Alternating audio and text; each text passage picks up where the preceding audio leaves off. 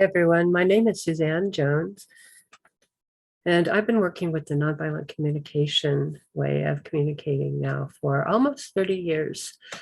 And I'm here tonight to talk to you about one aspect of nonviolent communication. The whole model has two sides to it. It's listening empathically and expressing compassionately, which is all very important to be doing all of that at the same time. But tonight I'm just going to talk to you about the deep listening part.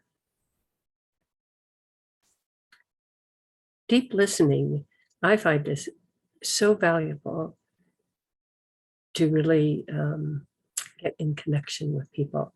And a lot of people, when they hear about nonviolent communication, they think that it's about creating peace or creating something.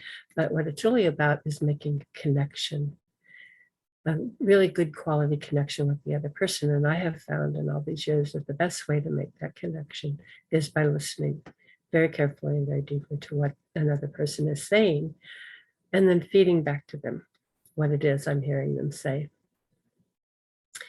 And this is something that we're not generally very good at. We have been taught, especially in the Western world, to make a lot of judgments and to try to help people and help them fix their problems. And so we tend to go into maybe judging and analyzing what's going on with people rather than just listening to them and feeding back what we're hearing them say.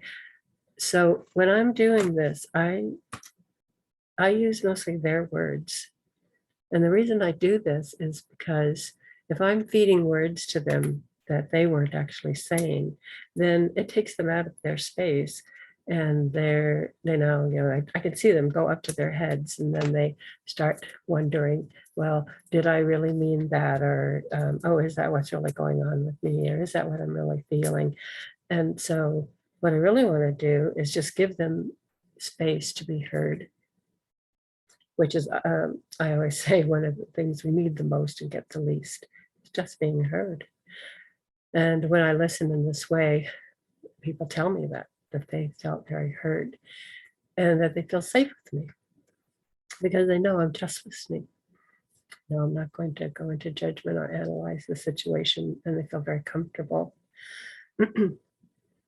Another really interesting thing about just listening and feeding back their words and not my words and my opinions and everything is that when we listen very deeply, it gives people a chance to work things through for themselves. And this is what we often don't give one another, is that space to just work things through.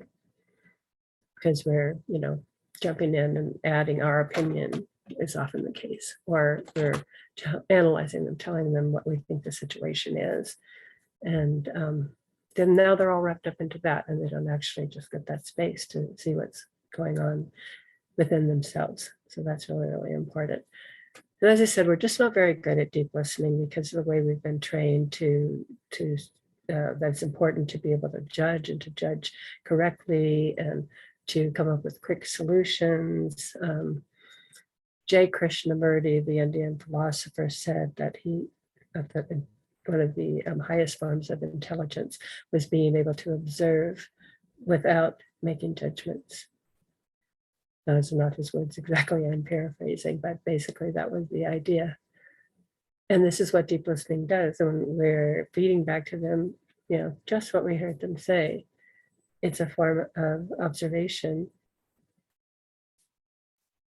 that gives them the chance then to reflect on what they're saying, to go deeper into what they were saying.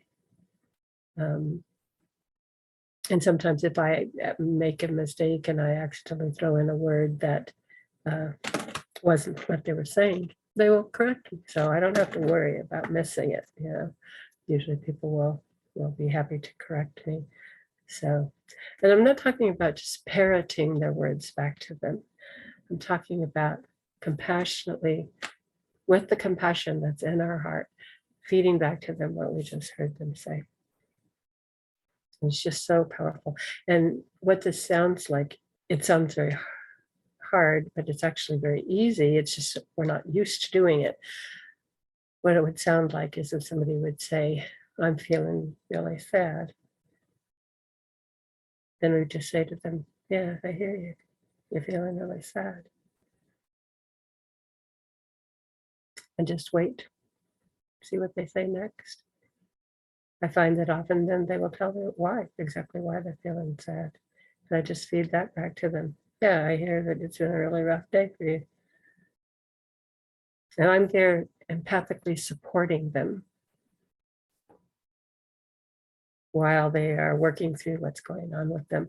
And I just find this to be a very, very compassionate way to interact with other people. It's great for me when I receive it, and I have had such beautiful results when with other people when I have given this kind of deep listening for them as well. But it takes practice because, like I said, we're not used to it, and um, so that's what we do. It's always simple. We get together the second Monday of every month with the Inner Resilience Network, and we just practice being able to just listen and feedback exactly what we're hearing them say, rather than feedback our opinions or our analyses or our judgments. And so, yeah, I hope you can join us because it's a very deep, very bonding time whenever we get together. In fact, quite often, most people don't want to leave, because it's such a gentle place to be hanging out with one another. So, yeah, I hope we see you there.